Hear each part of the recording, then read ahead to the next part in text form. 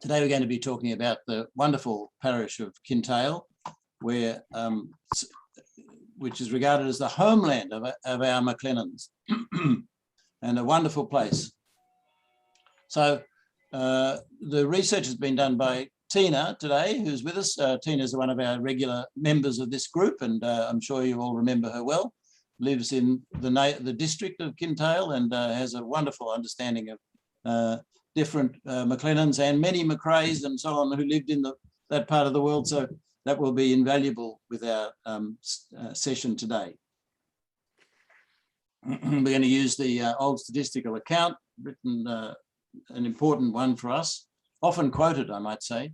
Tina's done some wonderful maps, and we'll use the FASTI to talk about the ministers, to think about the topography. Now, topography of this area is very important, where it is in relation to other parishes, how big it is, how much arable land there is to produce some source of income for the local people, how many people live there, their sort of moral language and so on, the housing, a few McLennans who live in the parish, something about the heritors and the minister, and just a few curiosities there at the end. We'll push along a bit because we need to get through quite a bit of material here today. The OSA, and this is the first page of it here that you see, written by Roderick Morrison, written in that form with one R in the old statistical account. Not an uncommon spelling, a bit like McLennan with only one N, isn't it? You'll find out shortly where it is there, but you can see here it's describing the something about it in the old statistical account.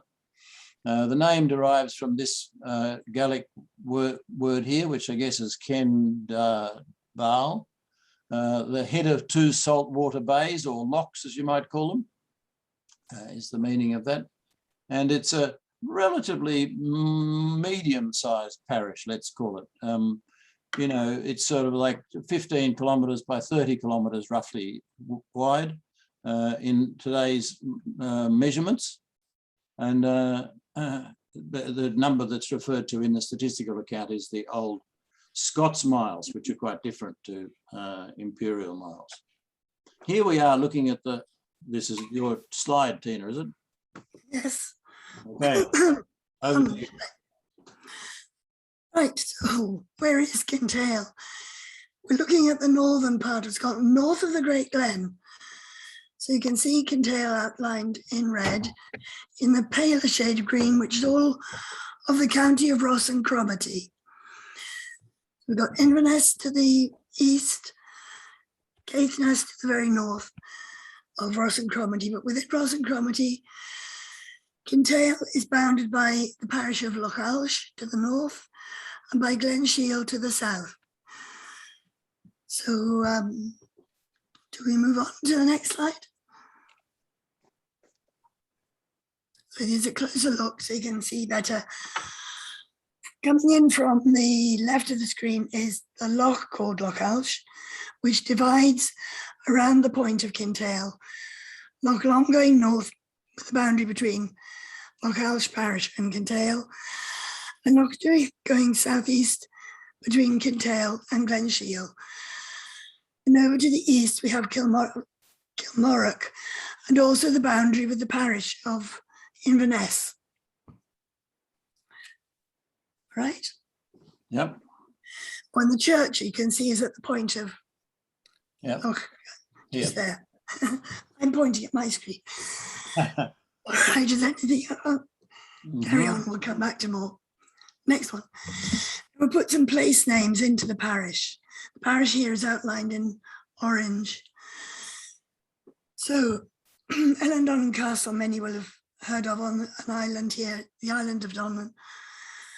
Just up Loch Long a tiny bit is the village of Dorney, which is newly established as a fish processing place in 1791 by the Scottish Fisheries Commission. The next village along Loch Long side is Bundaloch, more established in late earlier times. There's very little land for growing any food here. Then it's on the side of Loch Long, which is a very long, windy loch. But it's not named because it's long. It's named because of the longship that brought St. Fillan to be buried at Killillan, named for him. Names with Kill often refer to the saint, so that's Killillan for St. Fillan. He was buried there. Now, the most populated parts of KINTAIL are those the glens that lead off the lochs. So here we come to Glen Elceg, in which there are many villages. And so it stretches right into the centre of the parish. So I'm written on it, Camaslaini and Colliery. But there are other villages after Colliery. There's Fadach and Achachan, Carnach and Geelig. Geelig is up towards another 2 inches north. Another one. Anyway, people often ask me, where is Geelig? Because it seldom appears on a map. Over to the east of the parish, we have an area known as Glassletter. It's a grazing area. It's let in 10 blocks of grazing. Doesn't have any permanent residents. They tend to drift in to graze their animals during the summer months only. And if we come down towards the south of the parish, we come to, following the parish boundary, is a route that goes through a tight space in the hills, off to through Glenafric and Strathglass. And this is a route, walking route at the time, that joins the west coast to the east for trade and travel. We move a little bit to the west again. We come to the populated part of this little glen, which has more arable land. We have a place called Lienesi. Because it's quite populated, the first parochial school was established here. Moving a little west again, we come to the church and the ancient burial ground of Glachanduich that you've seen the picture while the song was singing. Then we come to the manse at a place called Achandrain, which means a prickly place of holly or hawthorn. It often appears in the parish records for people baptized at Achandrain, but is at the manse. At the back of the manse is a mountain, the most prominent mountain in KINTAIL. Reverend Morrison tells us. It's called Tullachard. This is the Mackenzies' rallying cry. And on the top of this mountain, a barrel of tar would be lit and burnt to tell all Mackenzie's people to gather to form his army and fight his cause. So then we move along the shores of Loch Duich. This side is known as Lettercollia, the wooded side. And it has a long narrow village called Inverness. It's an east and west. And in the middle of that, between the two, east and west, there is Inverness Lodge, in which lives, according to Reverend Morrison, and I quote, the only gentleman in the parish. So at the western end of Inverness, we have a river or a burn, a big burn, comes tumbling down the hill called Laird. And at the top of this burn is a shieling called Corrienet, which we'll visit later. So if you remember, that's where it is. Now beyond Laird, going west, the land is so steep it goes straight into the sea. There's really no coast at all. So the villages of Kepach and Carr are up the hill a little bit on a flattish land. And at Carr at one time, there was said to be as many as 20 homes. And then we come on over the hill, come back down to Dorney. So we've done our walking tour around KINTAIL. And this free main road along here, Tina? It's not there yet. There are no roads in KINTAIL at this time that we're talking about today. None at all. Not one. Everybody's on foot. Yeah, that's it. We're going to talk a little bit now about how this part became associated with the McLennans. And I'm just sweeping back in broad licks of history here. In these earlier times we're talking about, that is some centuries ago, even before 1790, the area known as Kintail was much larger. Like you see, you know, things saying 3,000 men being able to be raised by the Mackenzies, and it covers a broad sweep of land right through this sort of district. So the parish today is a bit of a shrunk version of the Kintail of centuries ago. And more specifically, in the quite recent times, by comparison, the parish of Glenshiel was disjoined, as they say in church terms, from the parish of Kintail. That is, that the parish of Kintail included Glenshiel up until the 1720s. In fact, my wife's ancestor was the first minister there after it became disjoined from Kintail. So you can see that Glenshiel, the parish next door or on the other side of Loch Dewick, and up the Glen, the Shield there, was until relatively recently Kintail. So it's a bit like those places like Shieldaig and what are other places, you know, that people might have actually been born and grew up in Glenshiel, but they, when asked by a stranger in, you know, Inverness or in Edinburgh, where they come from, they might well say they come from Kintail, because that's, you know, like broadly known as the district of Kintail. So that's a bit of a trap we could fall into. Anyway, so the area, you know, earlier times is bigger. And the good news is that next meeting, we're going to be talking specifically about the parish of Glenshiel. They're like two peas in a pod, the Kintail parish and the Glenshiel parish, because they were once all Kintail, and only recently before the 1790s.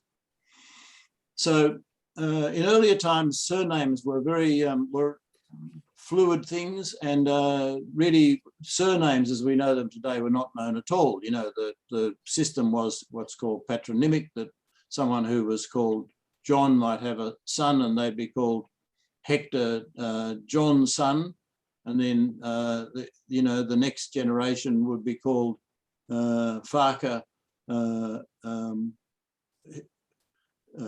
what did I say?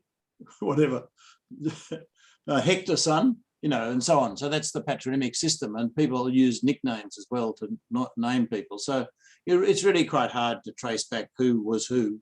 And of course, even on the same document in former times, you would see the same person referred to with different spellings of their name. So it becomes increasingly difficult to trace back in those earlier documents of what we're talking about. And there are not many MacLennans recorded on documents, it's fair to say as well. But we do know that the Gaelic speakers, who had come from Ireland in, you know, probably 500 is a bit of a stretch, but from 600, 700 onwards, first of all, priests from Ireland, places like the islands off the coast, and then later on the land at places like Applecross and so on,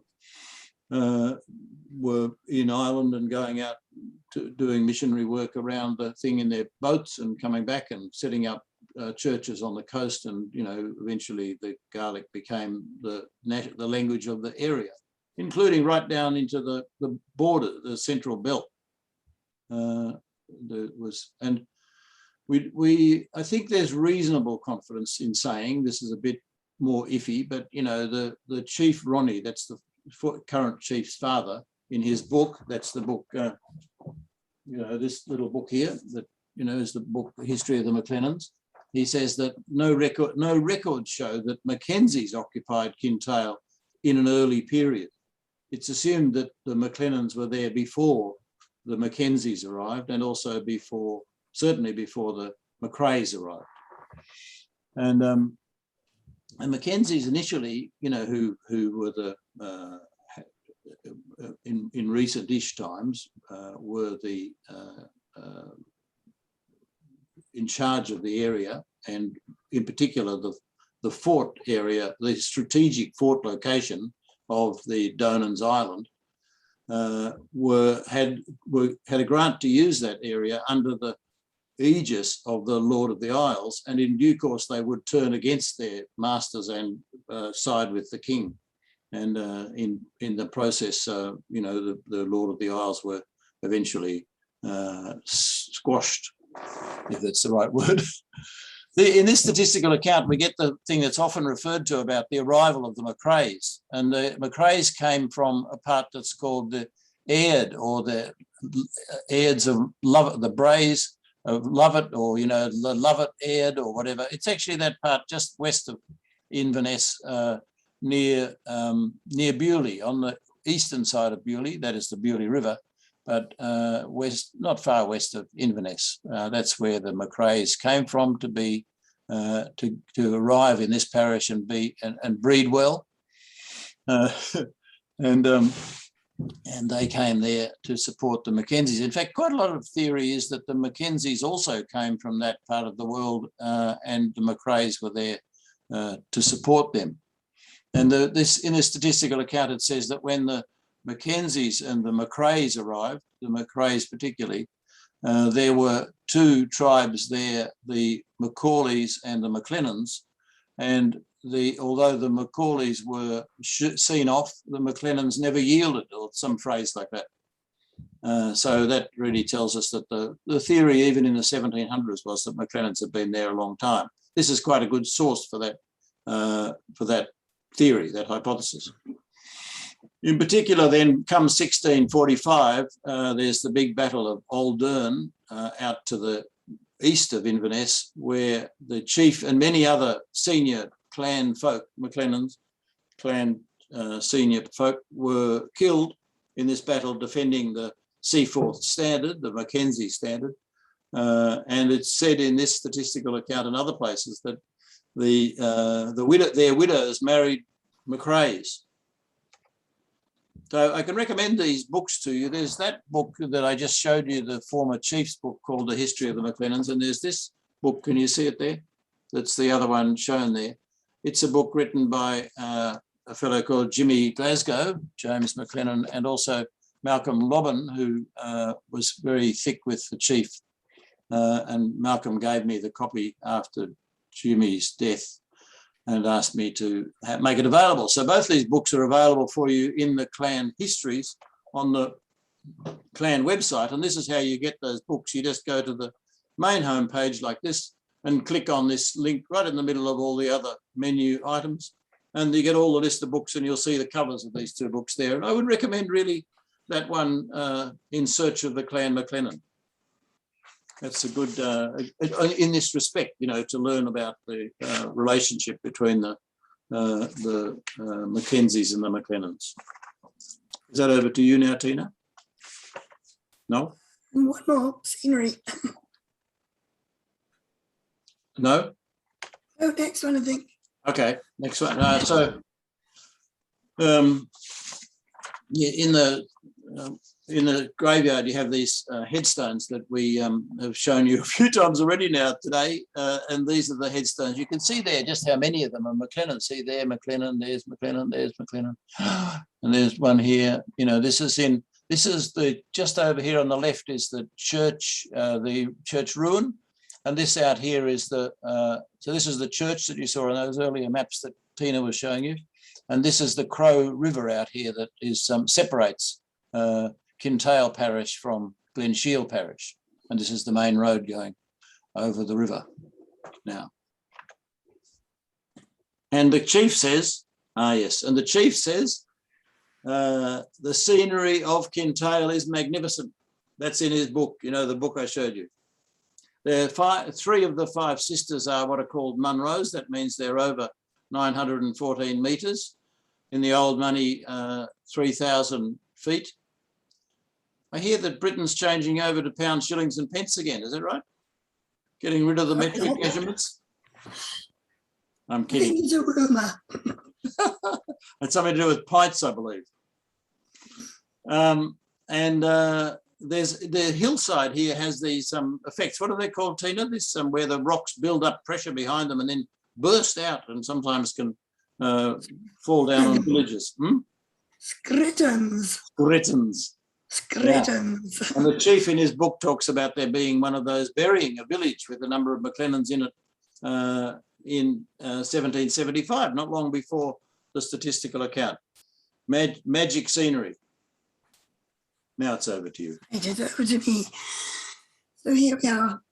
We've mentioned Ellandonnan Castle, which is built on Donnan's Isle. It's named for St. Donnan. It's a strategic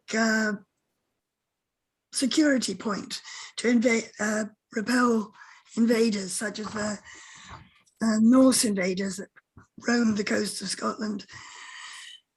Where have I got to in my brain? Yes, there's been a castle on this island since Alexander III, whose reign was between the mid to late 1200s. But in leaping forward in history to 1719, the Jacobite troops gathered at Ellandonnan Castle. Jacobite troops supported by some English troops and some Spanish and local Highlanders. And they were planning a good invasion.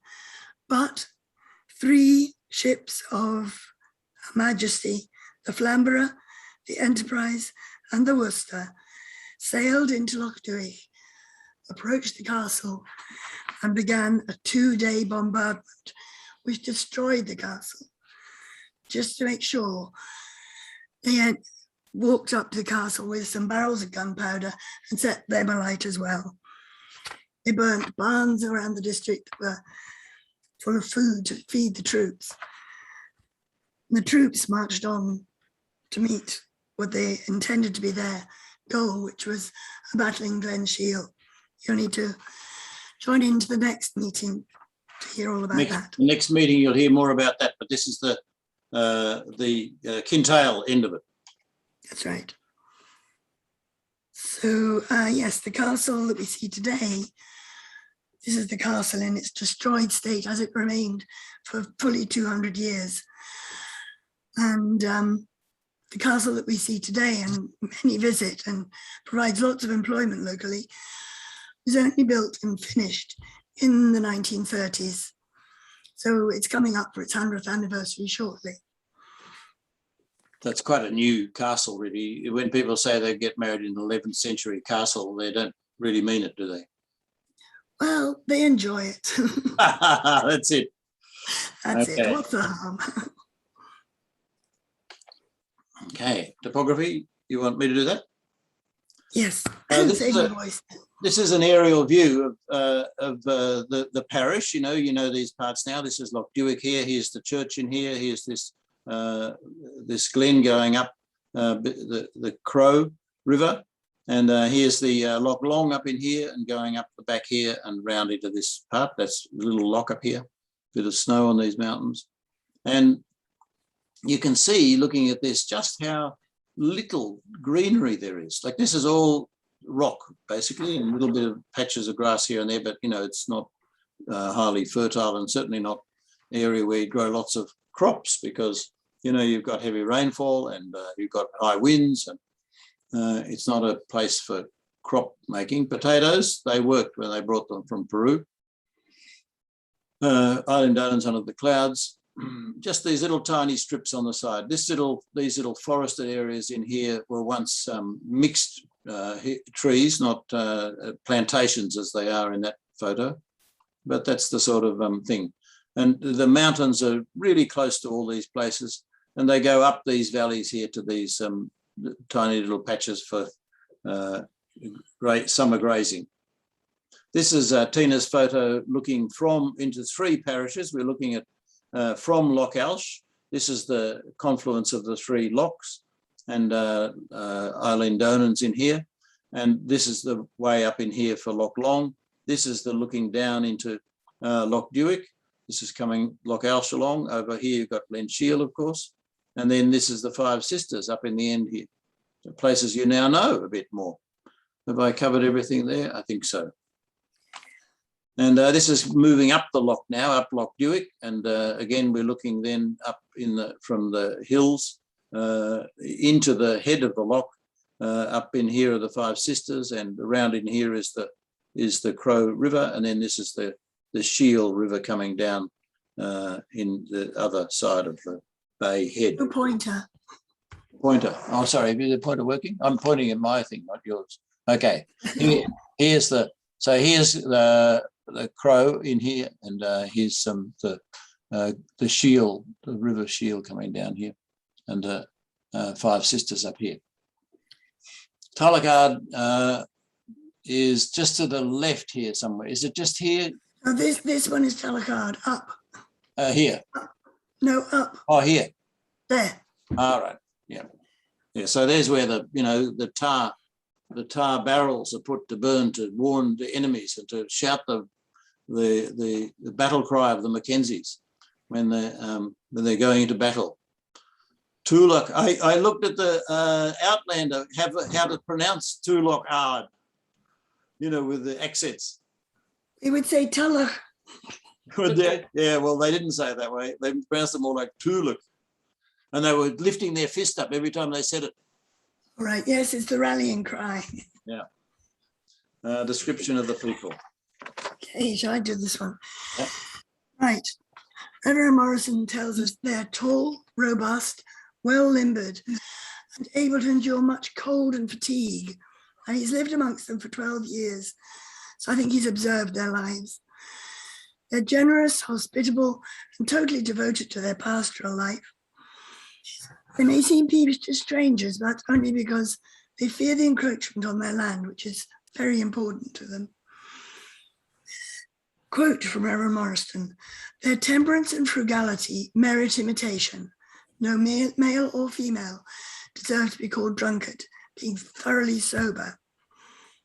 Wait till you get to their imports. Their devotion to Seaforth borders on extravagance. There you go. Hard to beat that, isn't it, really? So the downside of their lives is they're subject to low and melancholy fits, thought to be caused by too much hazy, damp weather, such as we have this morning. The appearance of a priest, thought to have exorcising power, is often credited with curing the complaint of melancholy. It's also Reverend Morrison's recurring worry about the persistence of Catholicism, because he, of course, is Presbyterian, Presbyterian, Protestant. So KINTAIL has many bards and poets and storytellers. Storytelling is very important. So one called Ian McMurray McRae motivated many to emigrate in 1774. So if you lost an ancestor around that time, it's probably his fault. He took them off to America, and then he wrote many long poems of regret at having left his homeland. But this is a bit of a thing, Tina. Is that right? That people were a bit superstitious and so on, and had sort of stories and myths and so on to support their beliefs and remedies and so on. Exactly, the stories and yes, and beliefs and the idea that one could curse another, and there was a lot going on. And poems and so on. But many poems, yes. And stories of. I don't know that. Sorry. I don't know that we said where the Catholicism was mainly. We probably could say that. The greatest body of it is actually in Glen Elkig, the glen that runs through the middle of the parish. As will be mentioned later, there is a priest in Dorney, but he doesn't have a church. So that's a dwelling, but no church. Something to think about where they come from.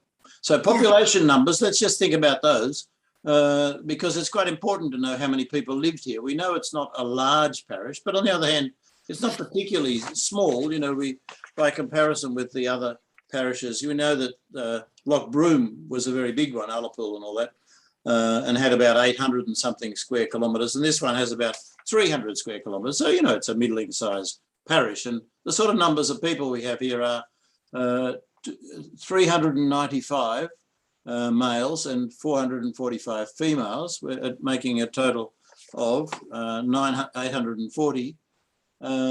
So that's, not terribly great. In terms of the growth of that number, that's really quite important, isn't it? That the introduction of the potato and the inoculation against the smallpox and the ability to marry without permission of the landlord. These are all factors in population growth.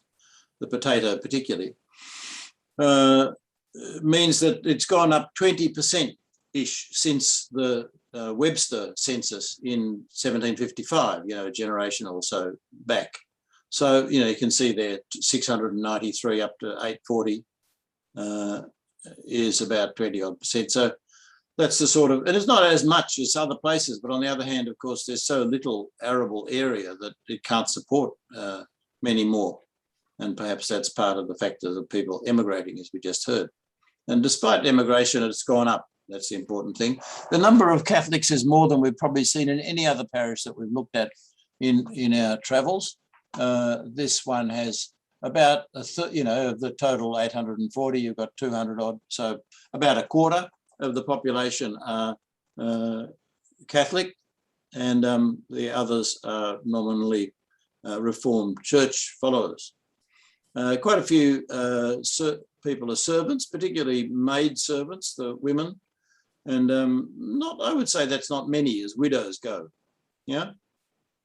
135 married persons, so half that in marriages, I suppose, and not many on the poor roll, because it's not worth being on the poor roll. They have no money to give anyway, even if you were.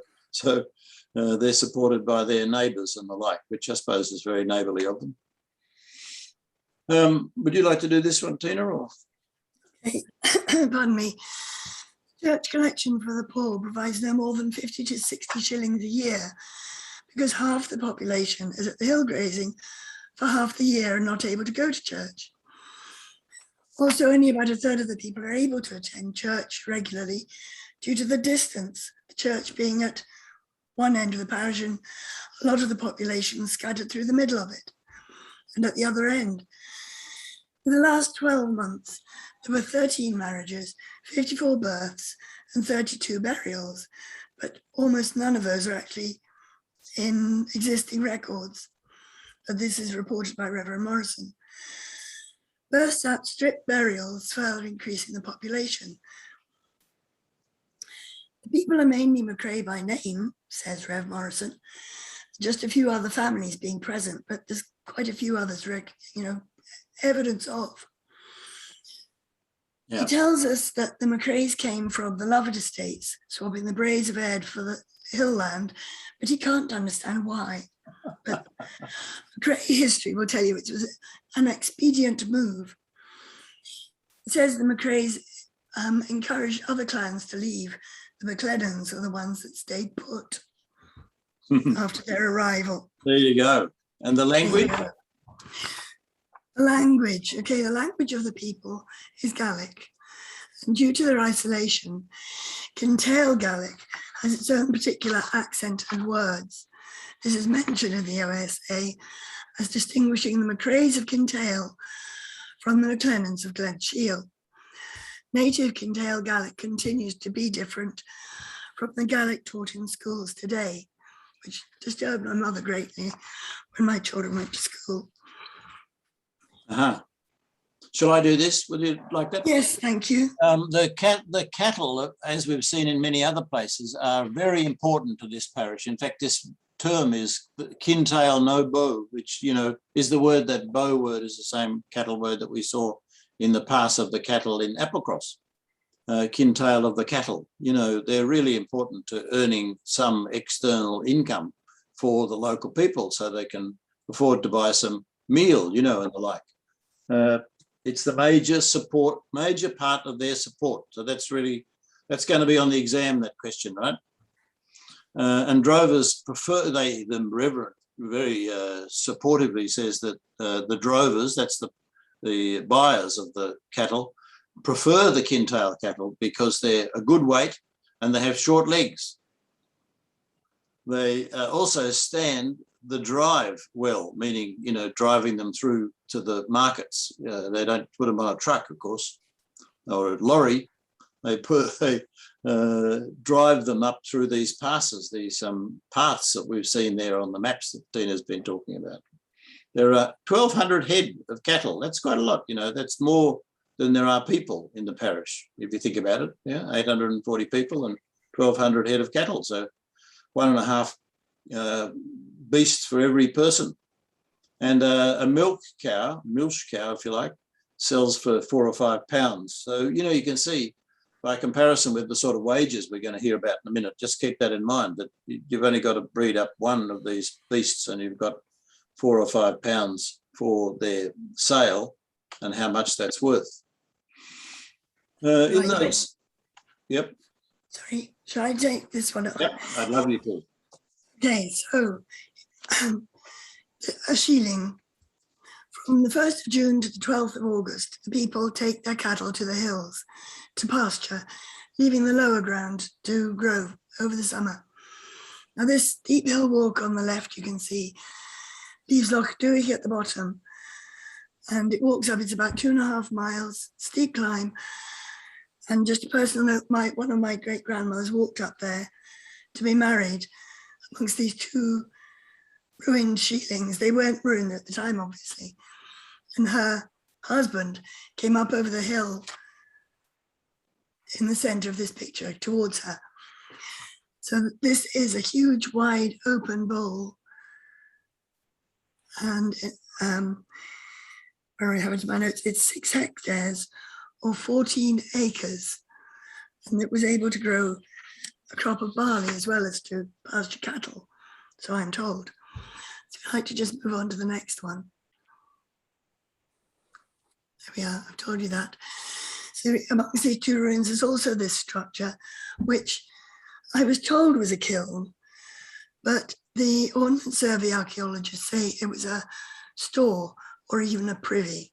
So you have to make your own mind up there.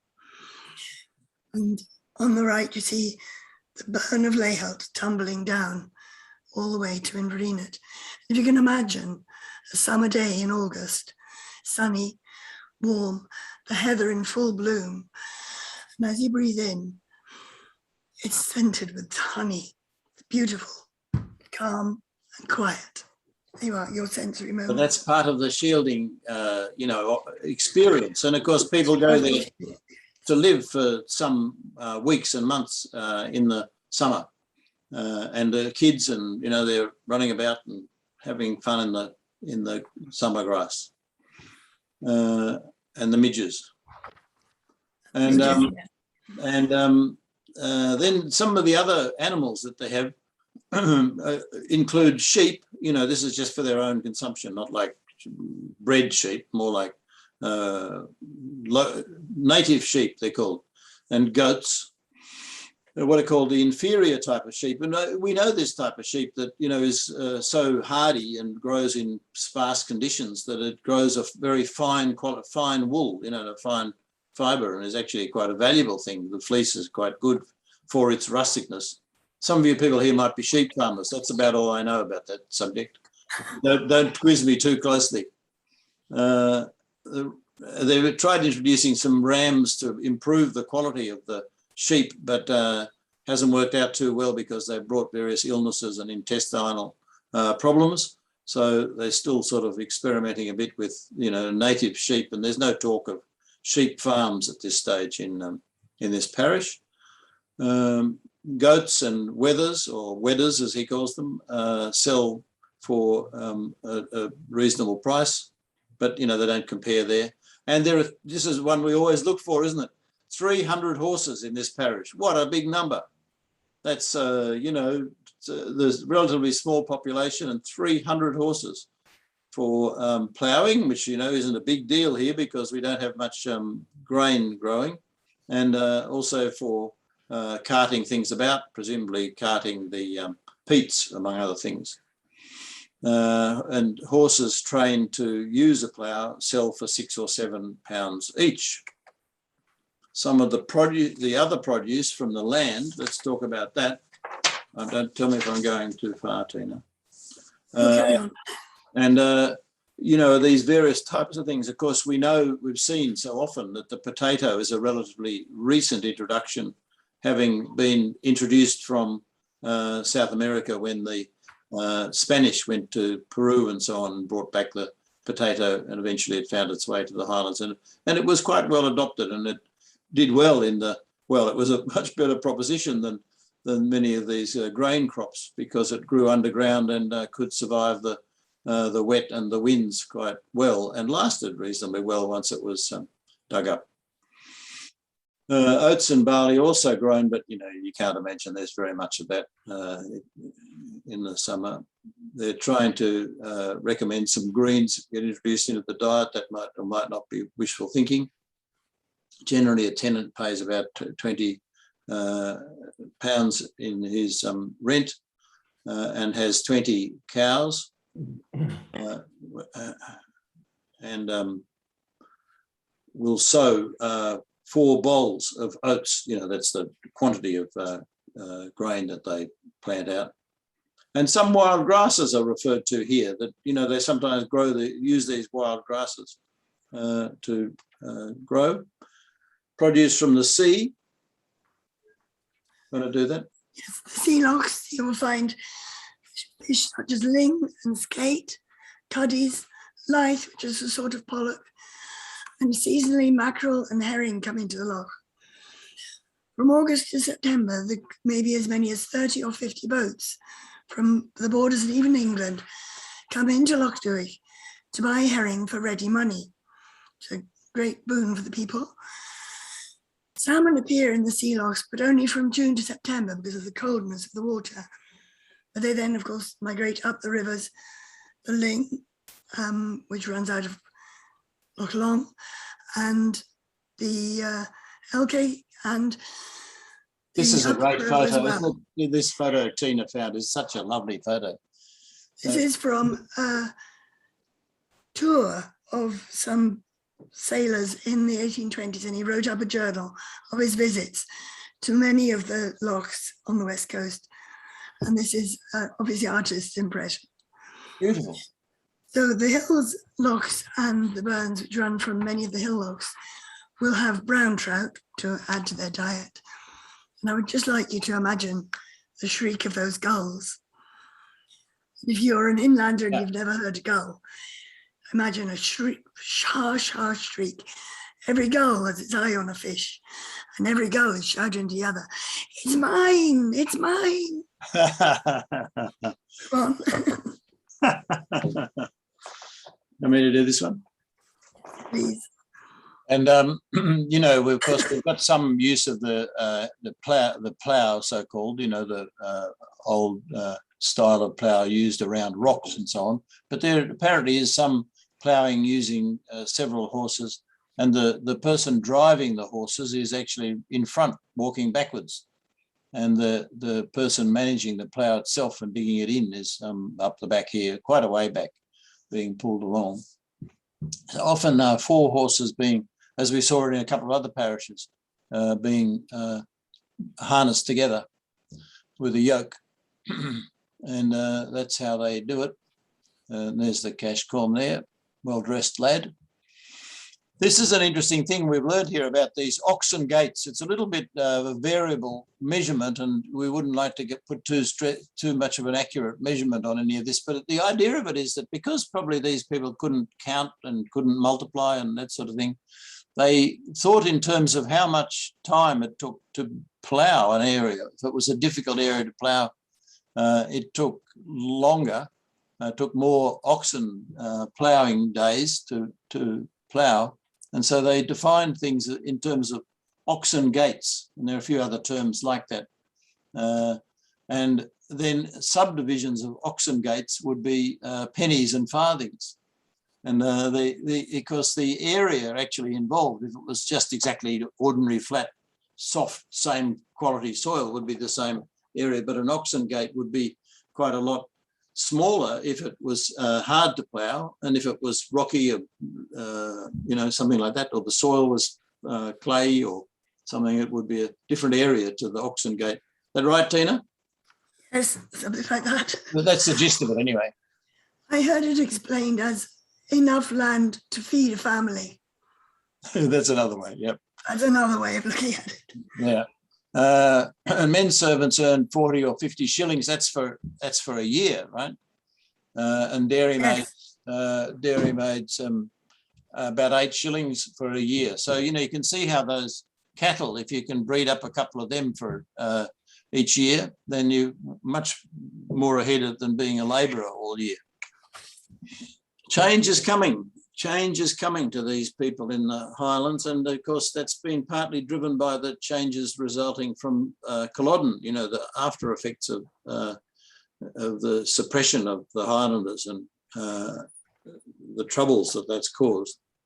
And they're referred to here things like, you know, the long-held rights to use the land are being curtailed. The salmon fishing now is restricted. They can't just go and grab a fish.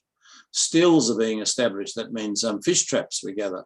Nets are being damaged. Wood is no longer, you can't just go into a wooded area and take whatever takes your fancy. And they have to go up into the hills to get their peat. Some of the recent changes we hear here, you know, there's a saying that once you'd expect that a stick from the wood, a fish from the stream, and a deer from the forest was the ordinary people's expectations. But of course, that's what's changing now, and people are now being called poachers who go and do any of those things, take a stick from the forest or a fish from the stream or a deer from the forest. Poachers. So a big deal is, you know, we hear a lot about the proscription of the plaid. That means the prohibition of wearing tartan and the like, Highland dress generally. We hear a lot about that. People always talk about it in the histories. But the thing they don't talk about that I think we should always stress is that soon after Culloden, there was the abolition of what's called heritable jurisdictions, the Heritable Jurisdictions Abolition Act. And it was really what tore the lairds apart from their people, because they could no longer adjudicate disputes in their local areas, and they were like drifting apart, the two things, the two parts of the population, because they no longer had the ability to pass on their patch, their areas, to their children to inherit. It brought changes to this otherwise paternalistic attitude of the landlord to the people living in the parish.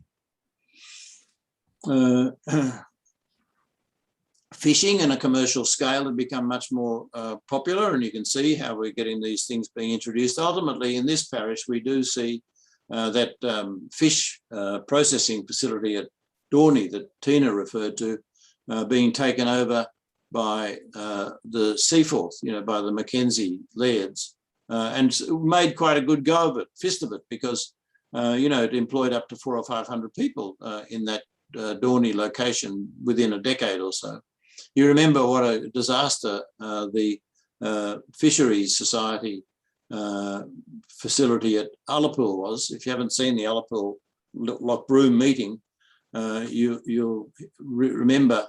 You should go and see it, because you'll hear how the management of the fishing facility at Ullapool was a problem because of the slow lines of communication, and it gave the agent there in Ullapool more free rein than he really should have had, getting involved in duels and self-serving schemes and whatnot. Okay. Imports and exports. This is for me. And we're going to look at some of the things that they get in that they need to have cash to buy, and we're going to look at some of the things that they can sell to the outside world with a view to getting some money in. Meal, of course, we know, meaning what you might call rolled oats or raw porridge. That's another name for it. I made that up.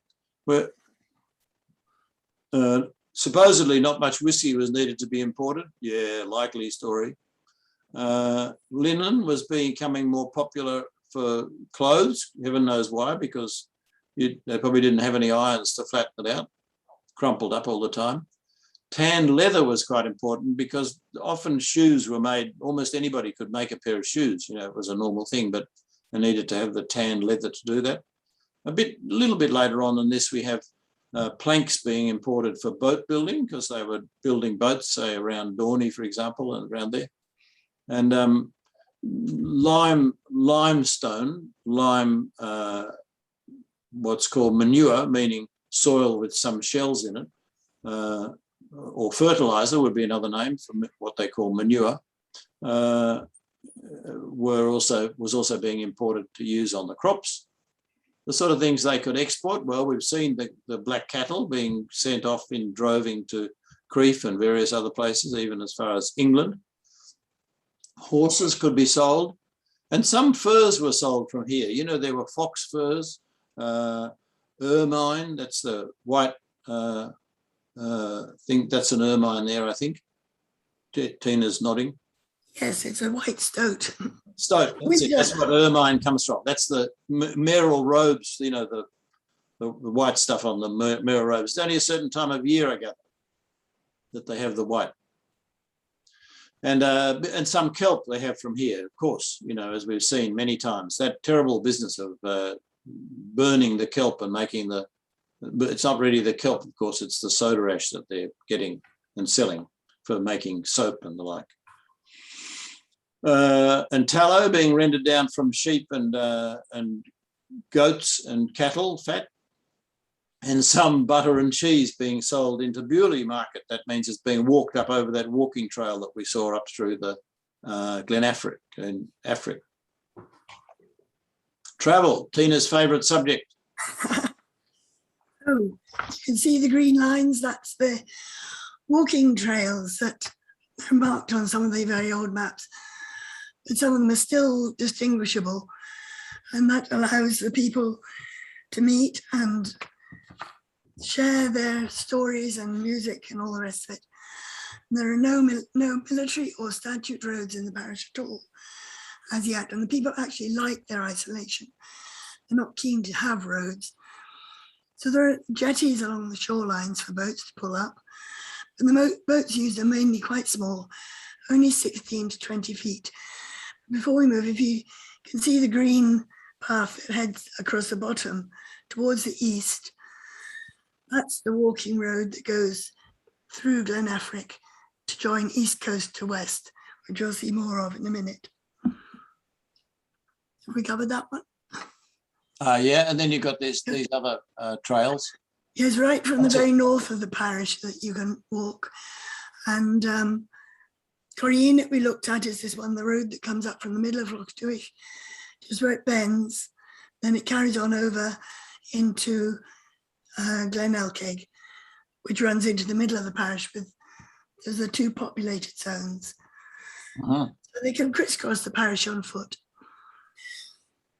And here we have the Bialach, the narrow pinch point on that walk to the east, a narrow zigzag path. It's told by Rev Morrison that it's in need of improvement, for many people travel this route daily with heavy loads, even coming from as far as Skye. And there is no inn or shelter on this whole route for 50 miles, all the way through the glens. So next one. Next picture, there we are. Here's the map to show you where it is.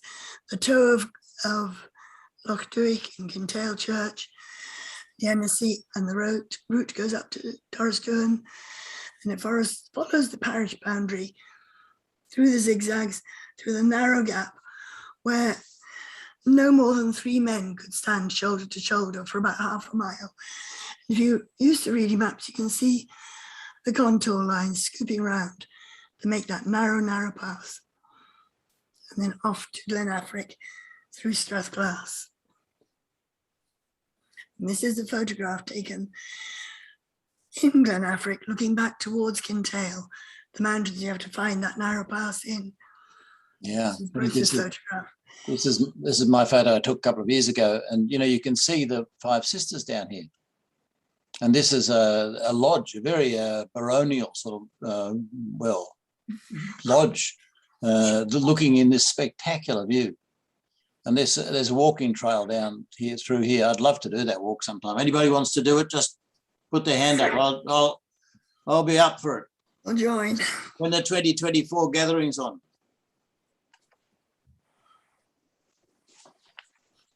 education. Let's talk about the school. The school was there inland from the church. That's along the side of the Crow Glen there, the river that separates the Kintail from Glenshiel. The buildings were moved later in 1841. The schoolmaster's salary was about £11 sterling a year, right? So you can see how little that is by comparison with, we'll see later, the minister's salary, but also in relation to even the earnings from selling black cattle. And he's doing a whole year's work for that.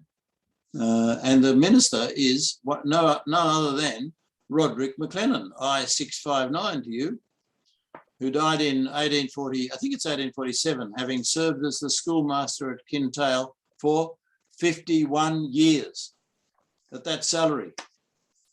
And I'll show you another headstone of remembering him later. There is talk about putting a school up in that central glen up there, Glen Elac, and people locally subscribing to it. And then there's talk about the Society for the Propagation of Christian Knowledge building a school also. Let's talk about the church now. And I'm going to talk about that. Church and the minister. Yeah, the church is called Dewick. Of course, that's the name of the glen, the loch as well, dedicated to Dubthach, St. Dubthach. And it's this church here that you've seen in the marketing. This is Tina's photo. What a fabulous photo, Tina.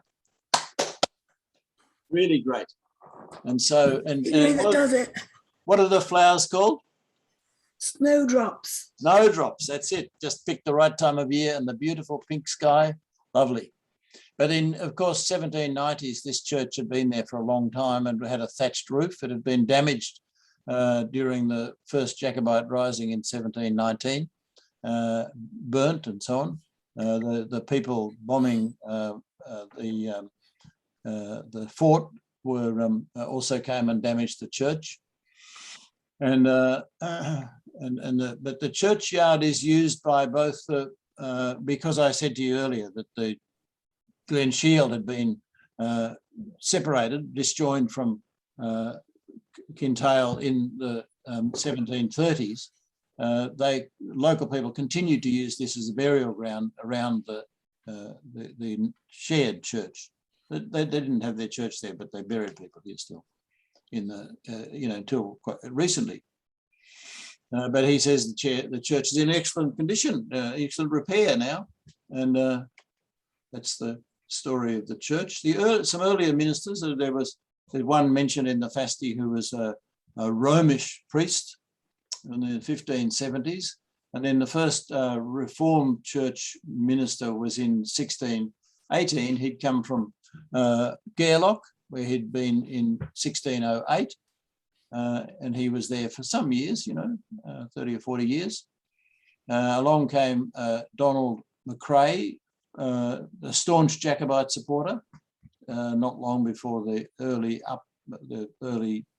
Jacobite risings, and he was there when the church was burnt by the crew from the ship.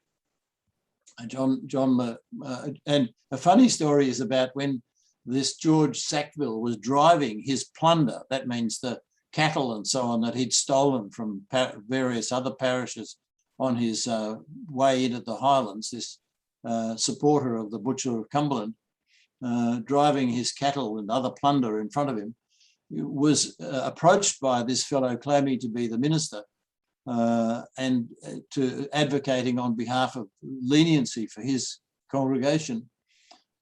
And he said, "You're not a minister. You're just one of the rabble." And he made him go off and get his clerical library and show it to him to prove that he was actually a minister. He thought he looked too dishevelled. But this is reported in the old statistical account. This story about the plundering of the winners at Culloden. And then in 1771, Donald MacLennan, now there's a name you've never heard before, was ordained as the minister to this parish, 1771. And he died in 1780, and it's his headstone that's in the churchyard, the oldest inscribed church headstone in the burial ground, the kirkyard, 1780, and it's from him that the next minister is Roderick Morrison, the author of the Old Statistical Account. So Morrison was born in 1750. He comes from the Strathglass. That's a part you should know about. That'll be on the exam too. That's up there off the northeast corner of the parish. It's in Kilmorach parish.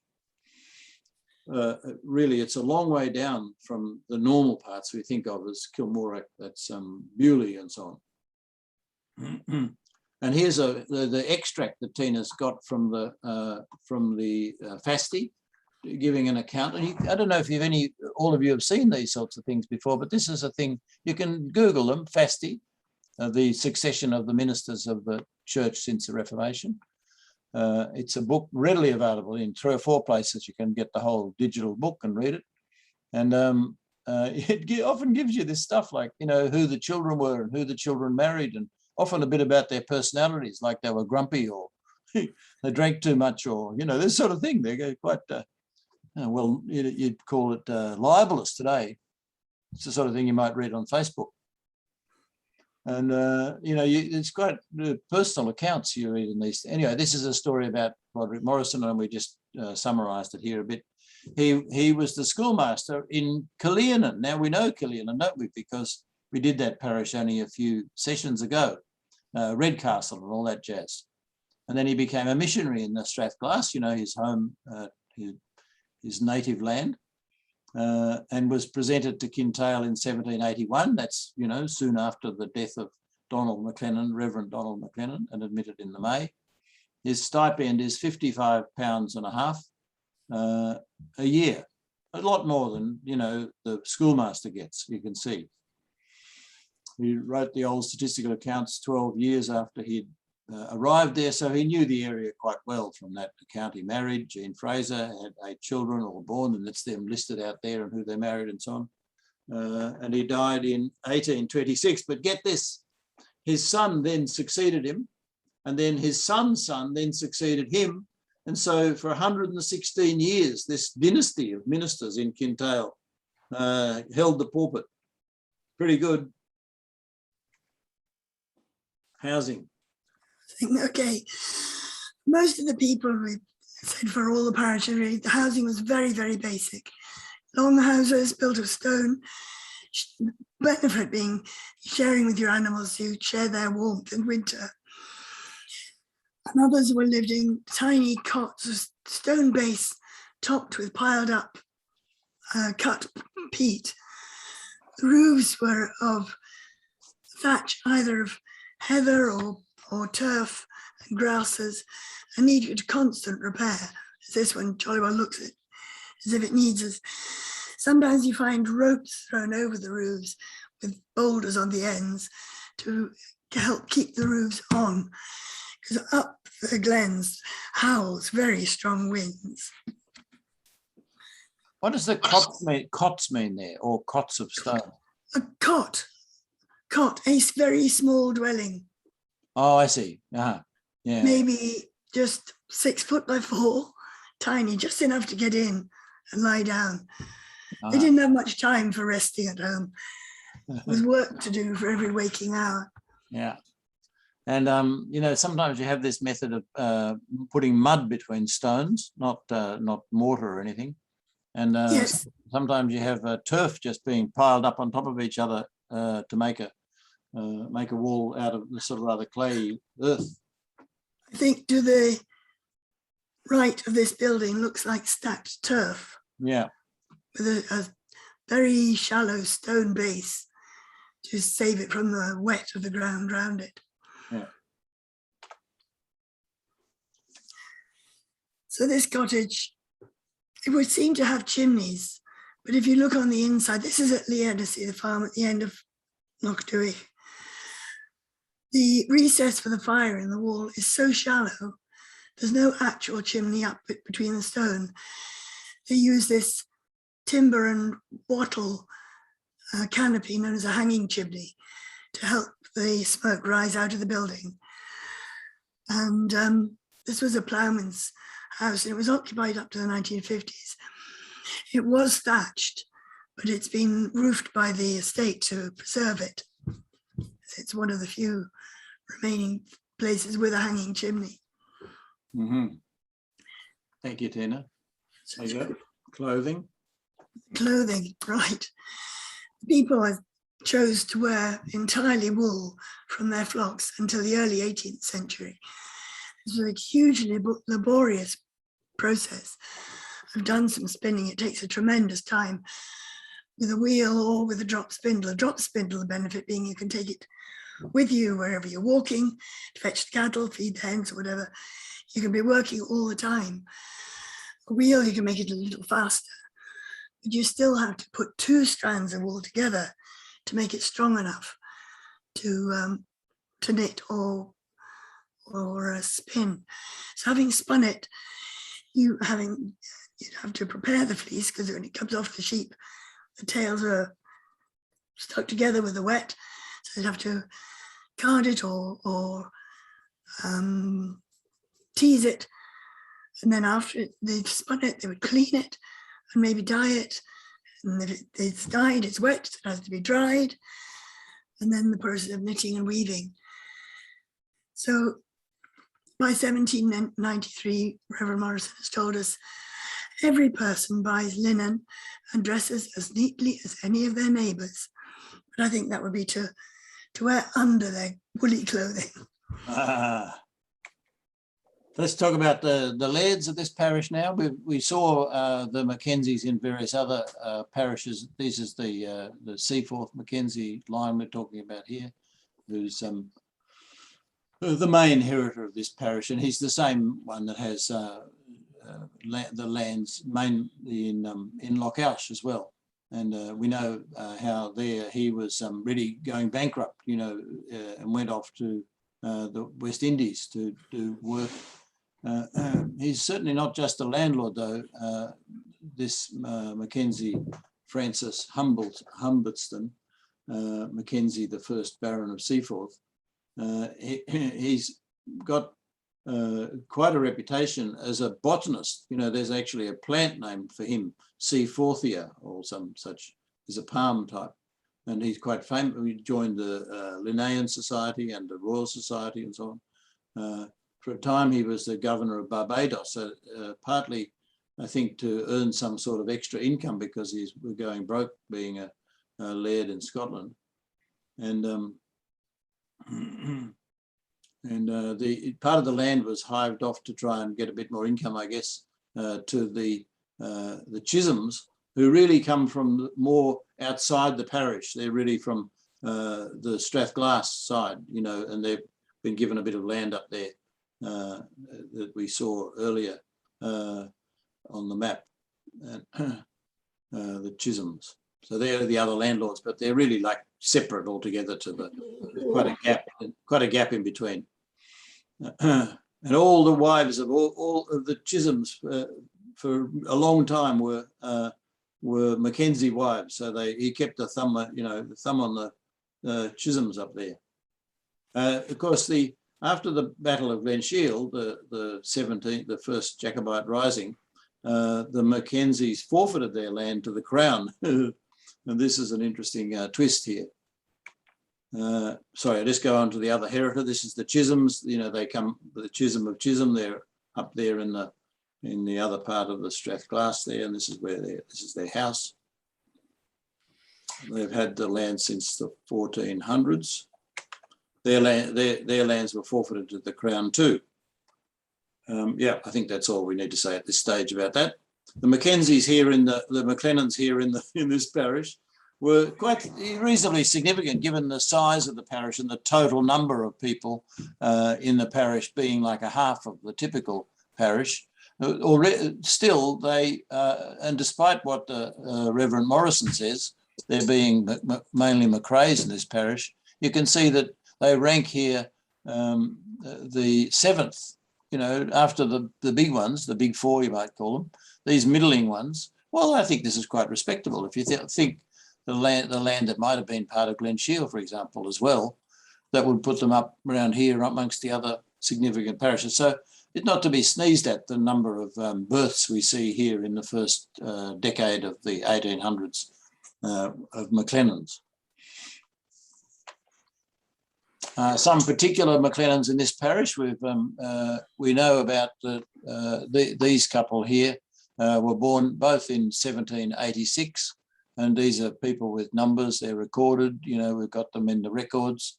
This is their parents, you know, we know quite a bit about those families.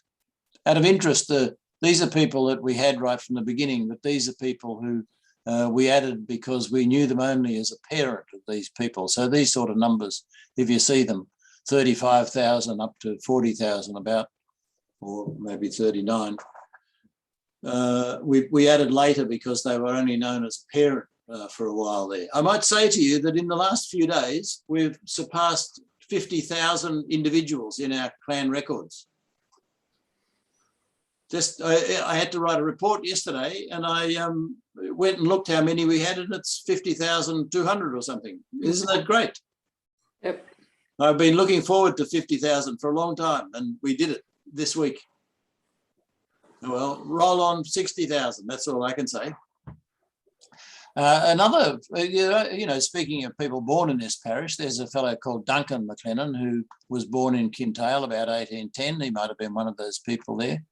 And he went with his two brothers to New Zealand, to the Bay of Islands before the Treaty of Waitangi.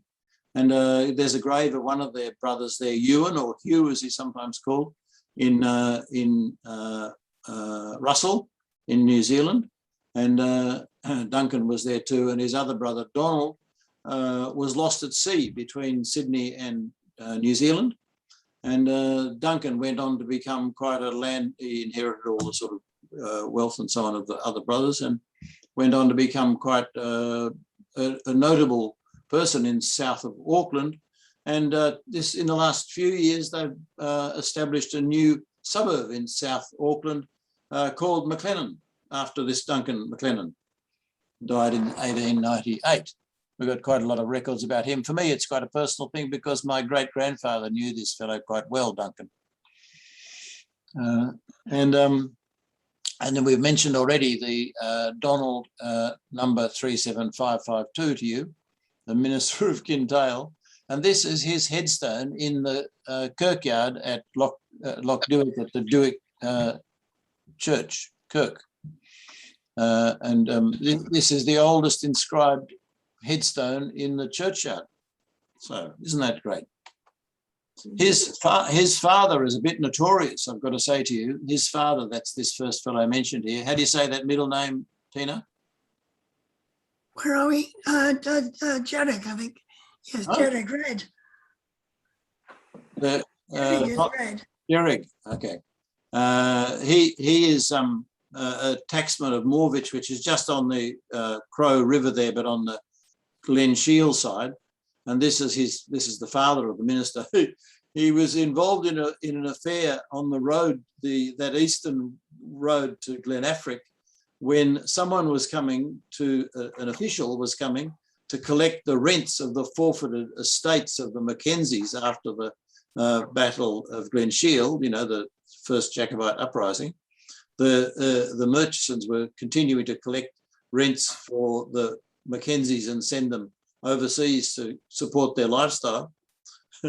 and this Donald went and got involved in a scuffle, or a bit more than a scuffle. It's sometimes described as a battle, like in this little book here. That's a book of, oh, that's the back of it. This is a book called, you know, it's got the picture of the chief, Chief Ronnie there, and then it's called, you know, Ridge of Tears.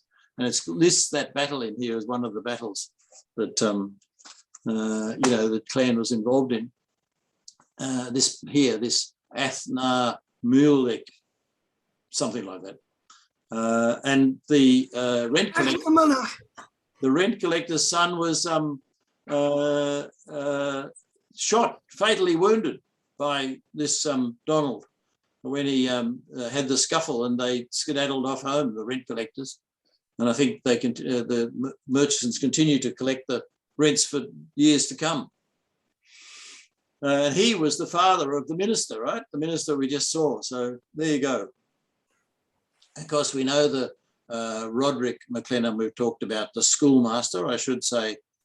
He was there for 51 years, and he was also the enumerator for Kintail of the 1841 census. So when you look at the 1841 census, you think, oh, that's our MacLennan schoolmaster that's doing that recording. Soon after his death in 1847, his wife and children went to Ontario, to the west of Ontario, a part called Bruce County. And I went into the local history centre there, and they showed me all these headstone pictures. And I said, I know that person, Roderick MacLennan, schoolmaster of Kintail. And this was the photo, this was the headstone that I saw. It was just a black and white photocopy they showed me. And very kindly, the historian there who was showing me, the paid historian at the Bruce County local history centre, said, oh, I'm going past there tomorrow. I could pop in and take a photo for you and send it to you if you like. I said, that'd be lovely. I don't know if you can read it, but, this says December 1, 1864.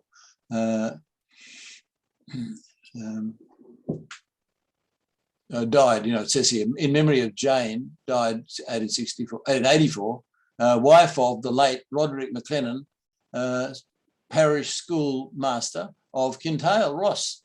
How about that? And there it is in the west of Ontario. And Jane, of course, her maiden name was MacLennan as well, as you would expect. Here's another one, Donald. I'll just briefly go over this. But this is quite a character, this one. This is a fellow who was born in Kintail, you can see here, born in Kintail in 1764. He goes off in the boat called the Neptune, a famous ship that goes to Canada in 1802, quite early. And then he goes off in this other ship, the Tonquin, which was bound for Oregon. And in Oregon, they got slaughtered by lots of Indians, these people. He escaped and was thought to have died, actually, but was found later in East Java, in Indonesia today, in the Dutch East Indies, where he'd become a sugar planter and, quite a trader. And eventually the descendants of this fellow found their way to Holland, as you might expect if you'd got kids in Java, near Surabaya, around there he was. And they moved back to Amsterdam, I think it is. And there's a MacLennan silk shop in the main shopping part of Amsterdam, named for this family that left from Java and went to Holland after Indonesia became independent. There you go. There's a story. I've been in that shop. Bruce, I've been in that shop. You've been in it. Good on you, Sandy. I've had a bit of correspondence with them. I did ask if they knew where the name came from, but the people in the shop didn't know. Denied all knowledge. Fair enough. Well, now you know the true story. It's you can see why they denied it. But yeah, you can look him up. He's number 914. Is that easy? These are people with character. John, I won't go into that much. I will tell you a little bit about him, though. We know that there were Catholic families in this parish, more so than almost any of the parishes that we've seen in our travels around these parishes. And he was born there about the same time as the old statistical account. He migrated with his parents to Cape Breton in 1821, and he died in Cape Breton. They lived around this part called Broad Cove, which is like, Sydney's on Cape Breton, and it's further north than that, in the sort of like 2 o'clock on the island of Cape Breton. And you can see there that it's a Catholic family, see that? And there are quite a lot of Catholic families in Cape Breton, but more in the parish on the western side, but they're in pockets. And I would be even assuming this was a Catholic family. I'll tell you why. And that is that, you see, it says South Uist was the mother's parish down here. And also you got this spelling, McLellan. Those are both clues to me that this might be a Catholic family. South Uist is famous for the preponderance of, the the bulk of the population, maybe even today still is in South Uist Catholic families. And often you see that spelling MacLennan there. It's one of the few places in Scotland where you see it that is not Irish. You know, in Glasgow, you'll see the spelling MacLennan, but typically they're people who've come from Ireland to Glasgow, you know, to work and so on. But these are people who live there in South Uist, you know, native Scots who, you know, lived there and never got the Reformation. So that's an interesting little story there about that family. He married in Cape Breton, and they had 10 children, as you can imagine. We've got all those documented. So there you go, Cape Breton, who went all over the world from there. Curiosities. We're doing well here, Tina. Okay. Right, so we have cup and ring marked stones. And they're mainly at the coast, but there's some up on the hill at the Annecy Farm and at Carr, which we have above in Reenet. They're thought to, where have I got my notes? I've gone wrong here, to have religious significance of old Neolithic perhaps, but some locals think they're just for holding fish bait. So there were 2 stone basins found by Reverend Morrison and held in the family for many years, but their whereabouts are now unknown. Garnets were found, semi-precious stones, and deposits of limestone. And then we have Dun and Diarmid, which is this mound here with, oh, I'm using my mouse, you can't see it. This one. Yeah, the grassy circle, about 20 foot, and Reverend Morrison recalls that it is also 20 foot high. And this is a fort that was inhabited by a Diarmid, who was one of the Irish, the Fania. There's a whole long story, but we maybe won't get into all of that. And these stones here, I thought, I don't know if you can see, there's a green one and another one which is about 3 foot away. That's right, that's one. And the other one's just above it. And this is supposedly the grave of the giant, Diarmid, who was a giant. And it is about 15 foot long. And that's his story, really. I don't think we'll go into his whole story of... We should say where this is. well, Yeah, yes. Where those headstones are in this church here, the churchyard. Yeah. So Yeah, on the point. And the new On the bridge point. comes across here like this. Yes, but down here on the point of this land is Dun and Diarmid. Yeah, here. And there's not a lot to see though, to be fair. Is no. It? And Diarmid's tomb, that's this one with the stones, that's just above it. And the manse you can see in the background, the white building, is just there.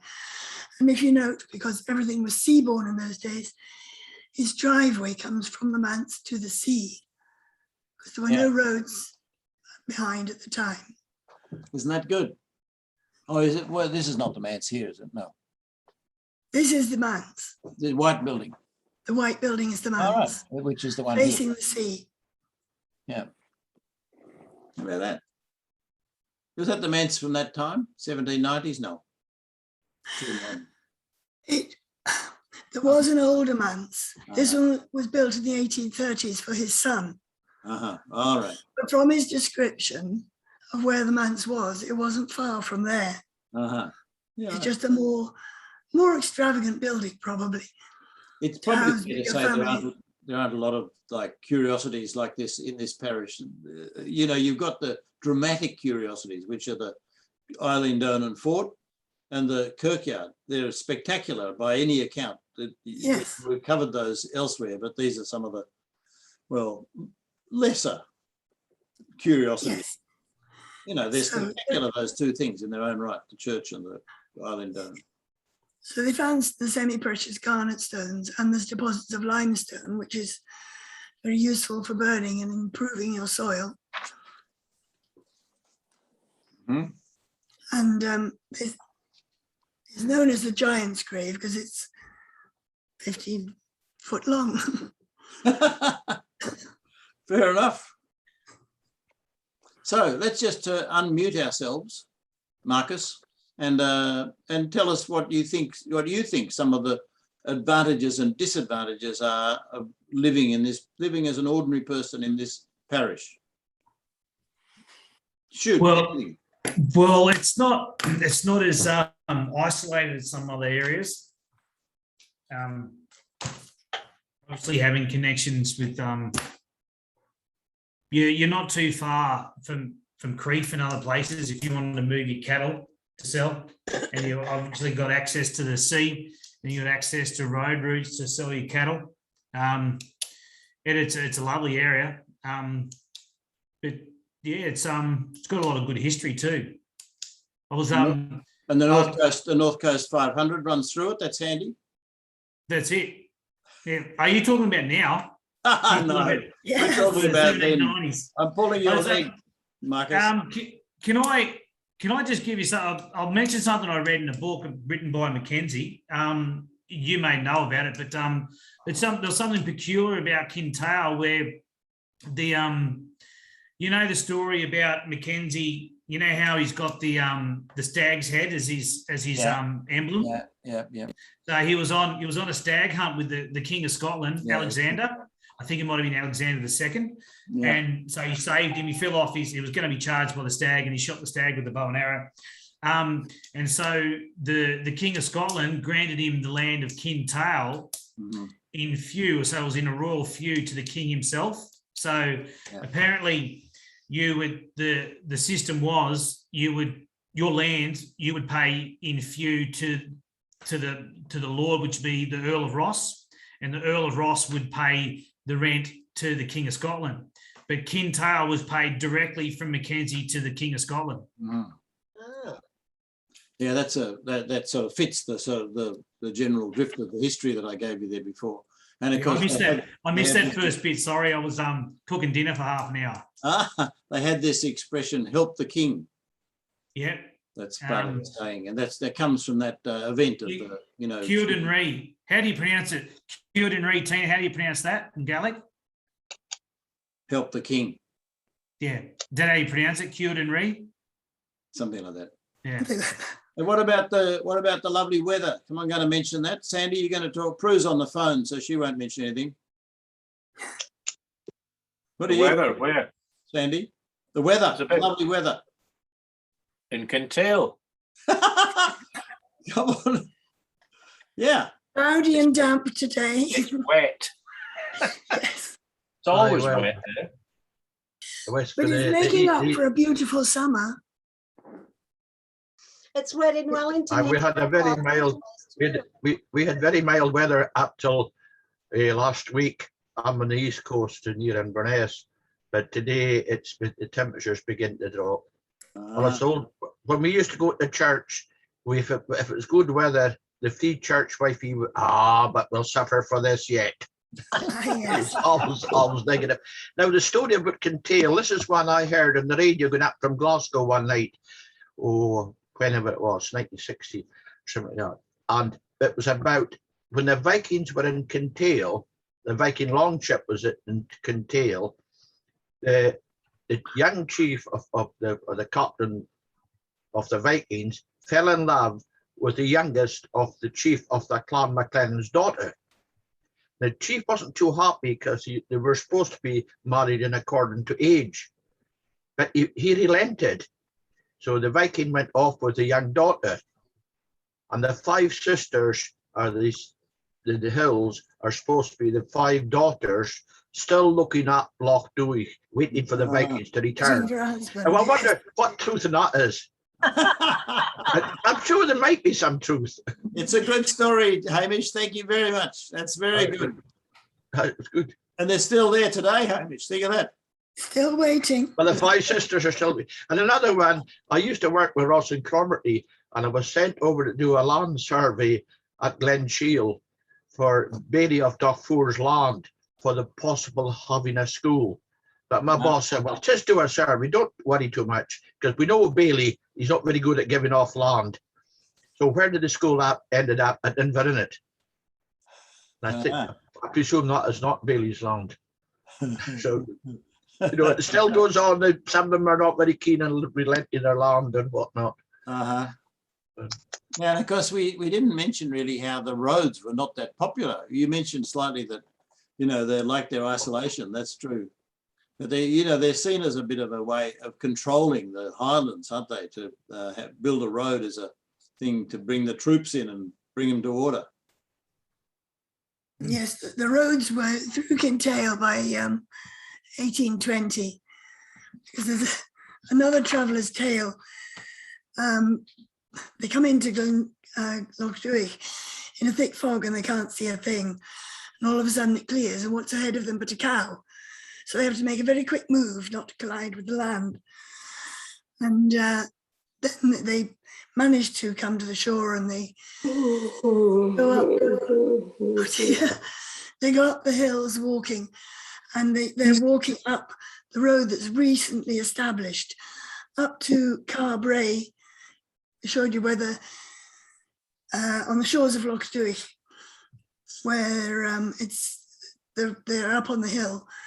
And he says, I can't remember what he says now, but you know, he's up on the hill, so that proves that the roads are put in there by 1820 against the will of the people. They weren't keen on roads at all. Peter, can I ask you something? Previously, we've talked about shillings, and we thought they were the houses or the crummy little places that they went and stayed in up in the mountains, but you were indicating that the word shilling actually indicates that whole grassy area where they were grazing. Is that correct? Yeah. Well, I'm not sure. I think, Yeah, the shilling. the shillings, it tends to be where they go, yes. The shilling was a grazing area quite often in the summertime. They went up to the shilling. Yeah. To graze the cock. Because we quite a lot of us in talks previously thought that the word shilling was actually just the dwelling that they stayed in rather than the whole area. It's a summer pasture. It's a summer pasture. Thank you. Yeah, but come on, we got some more disadvantages. Let's hear a few of the disadvantages. Lovely people, we know that. What about the disadvantages of this part of the world? Come Isolated. on. Isolated. Plenty of land to grow things. Not much.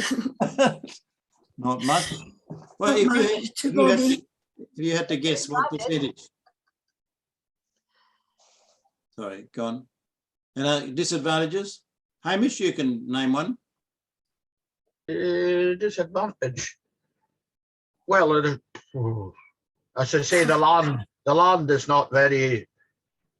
It's not great cultivation area. Sheep, well, even I don't think there'll be much cattle nowadays. I'm not sure. I find Kintail a bit of a through at the present time with the roads. It's a through from the west to the east to Skye. It's a kind of through road. Yeah. I think that's the way it kind of stands at the moment. In Glenelg, there's a nice herd of Highland cattle reared. Right. Right in the middle of the parish. Right. Right. Today. Well, I think that's, given us some idea of some of the advantages and disadvantages of the parish. And here we'll just quickly review the objectives that we set out to look at today. And they were to use the old statistical account and the FASTI to try and understand a bit about the everyday life of people in the MacLennan homeland of Kintail, looking at the topography, what results that had in their lives and what they could do to earn income, how many people lived there and how much they were growing and what pressure there was on the land to emigrate and whatever, and some of the health and those sorts of issues, something about the heritage and something about some McLennans who came from there. So I hope we've covered those objectives that we set out to. And I just wanted to do a free advertisement here for your benefit, and that is to remind you that there is this free ebook in the website on the left-hand side menu, where you can get the link to Scotland Free Travel Guide. And it's this book that we put together from a number of ideas that came out of our clan records, where you've got the picture of the 5 sisters. This is my photo. And you've got links in there, hyperlinks. So if you put this on your phone, for example, the book, the ebook, you can click on the link in the book to take you either by foot or by car to the place that you want to go to.